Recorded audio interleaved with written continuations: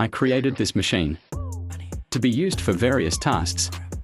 Also, to implement this, we created a speed control beforehand.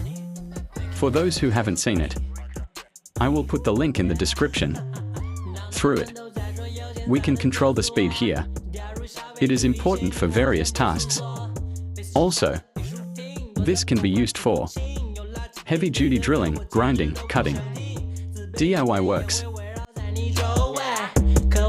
Full video link in description.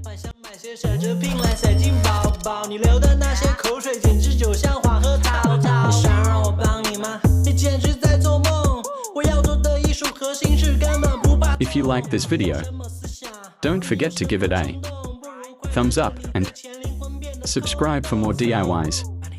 Thanks for watching, and I'll see you next time.